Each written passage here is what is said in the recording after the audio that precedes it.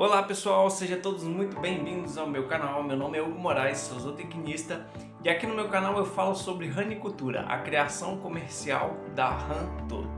E hoje vou trazer um tema bem interessante para vocês, de fundamental importância para você que quer começar na ranicultura, né? Que é o combate a informações falsas que são divulgadas hoje no meios digitais sobre ranicultura. O meu canal, ele tem o intuito de ser educativo. Eu trago informações para vocês relevantes dentro do que eu posso sobre o assunto, né? E também combato as informações falsas que são geradas.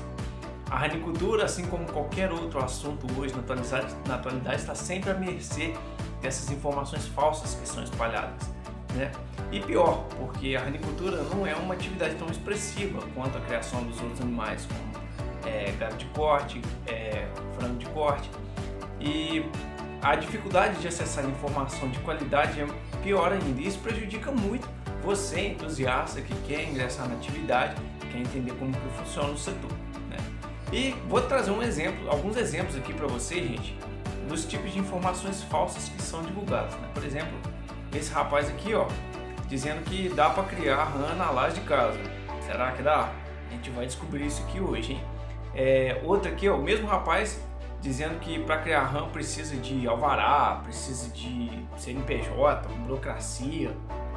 E mais uma informação falsa aqui, ó, rapaz dizendo que um rapaz perguntando, né, qual que é o órgão que regulariza a criação de rã, e o rapaz dizendo que em Minas é o IMA, mas é só dentro do estado, e para fora do estado ele precisa do CIF. É um pouco confuso isso aí, né? A gente vai descobrir se tudo isso está certo aqui nesse vídeo. Então, bora lá! Então, gente, vamos lá, vamos conversar um pouco sobre as regras, a legislação que existe por trás da ranicultura. O que pode e o que não pode quando você vai criar rã, tá bom? Gente, para quem não sabe, a ranicultura é uma atividade já regulamentada no Brasil, tá bom? Uma criação comercial. Então, existem regras para seguir, como vocês viram no título do vídeo. E eu vou trazer aqui hoje para vocês alguns documentos que são importantes para a ranicultura, né, que expõem as principais regras que devemos seguir com esses animais. Tá bom? São documentos de domínio público, então eu vou deixar aqui o link na descrição, aqui no comentário fixado desse vídeo. Você pode acessar para ler com mais calma, tá bom?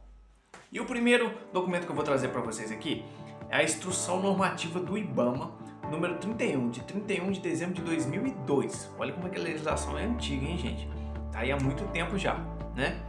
E o IBAMA, né, o Instituto Brasileiro de Meio Ambiente e Recursos Naturais, é ele que rege, porque temos umas questões ambientais aí por trás da criação de rãs, né? Então, o que essa instrução normativa fala? Ela fala sobre a suspensão de criatórios comerciais para criações de répteis, anfíbios e invertebrados, com o objetivo de produção de animais de estimação e para a venda no mercado interno, tá bom?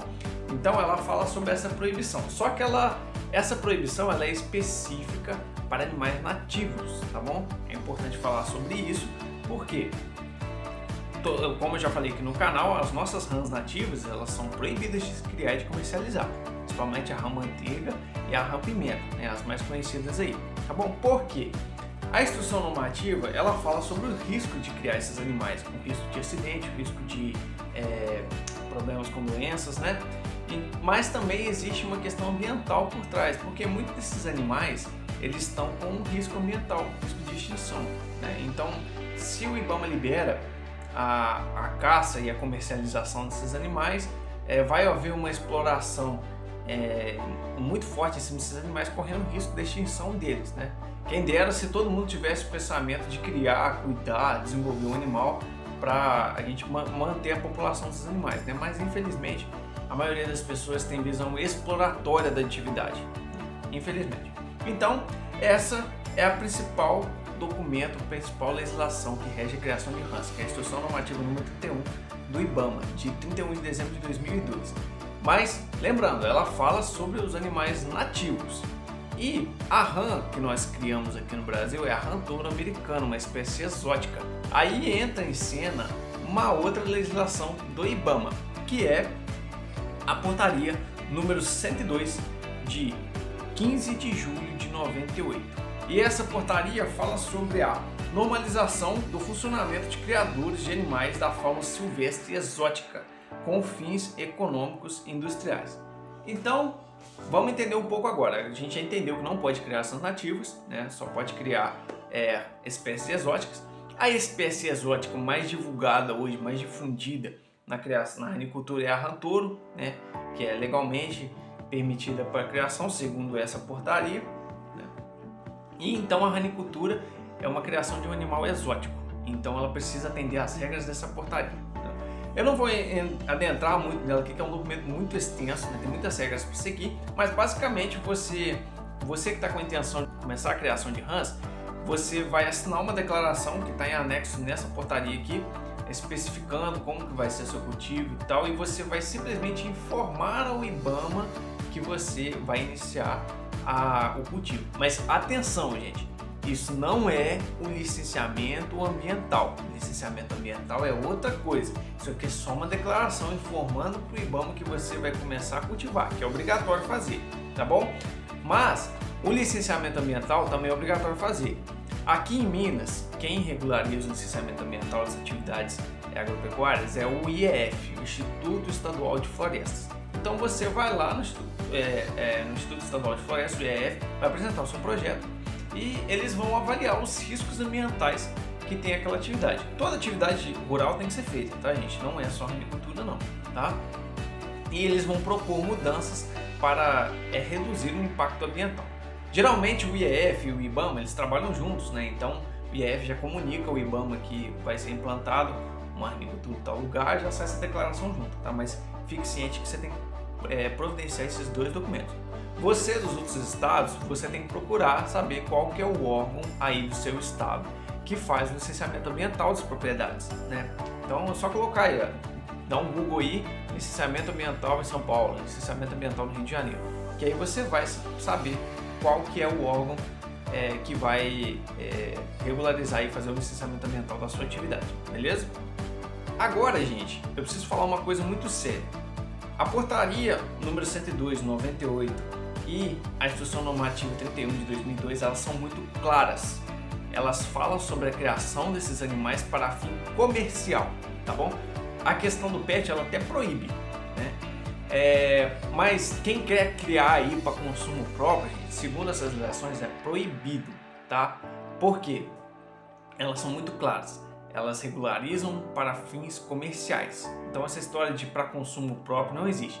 E também é ambiente urbano, tá bom? Porque aí vai adentrar em uma outra legislação, que vai ser aí do seu município, né? Cada município tem a sua legislação e tudo, mas é praticamente unânime que todo município proíbe a criação de animais no meio urbano.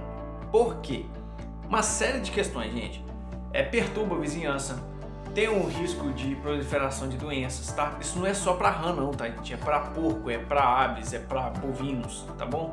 Não pode. Todo município tem essa legislação própria que rege isso aí, a criação de animais em ambiente urbano, tá bom? Então, a criação, a ranicultura, ela é uma atividade comercial e exclusivamente da área rural, tá bom? Então tem que ser com fim lucrativo em ambiente rural. Então não existe essa história de que eu quero criar só para meu consumo próprio aqui na minha casa. Não pode, tá bom?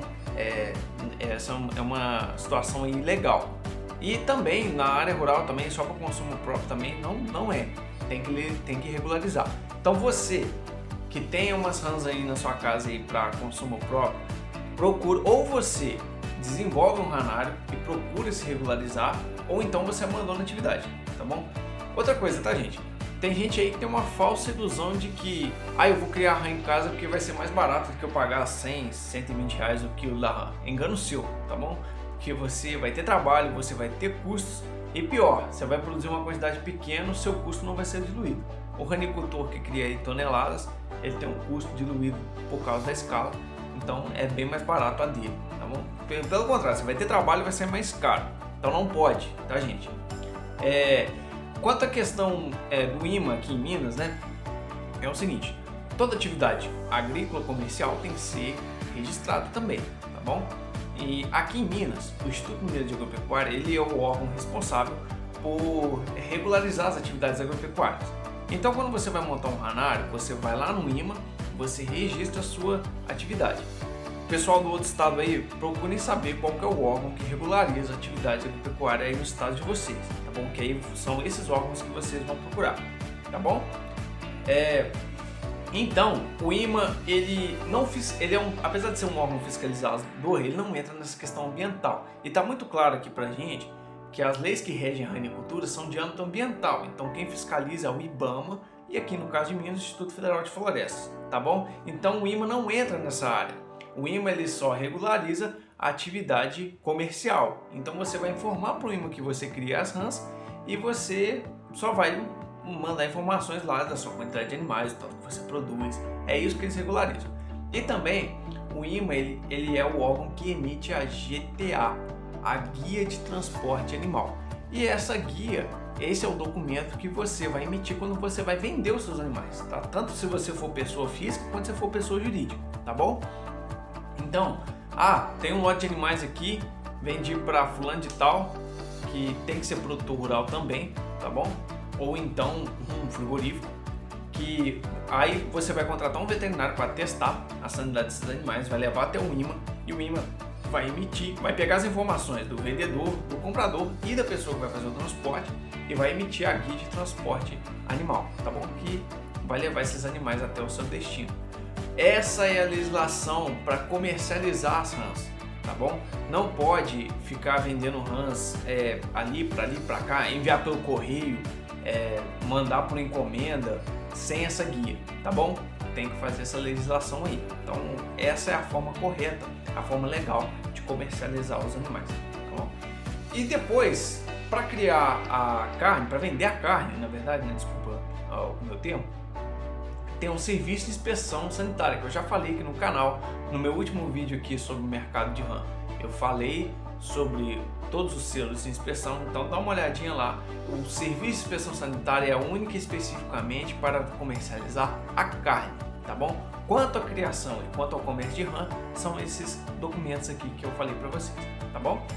Então, gente, muito obrigado por assistir até aqui, espero ter compartilhado um bom conteúdo aqui com vocês, sanado as suas dúvidas. Qualquer coisa, deixe seu comentário aqui, se eu curtir, compartilhe aí com seus amigos agricultores, tá bom? Pra gente divulgar essas informações aí corretas, tá bom? Muito obrigado e até mais.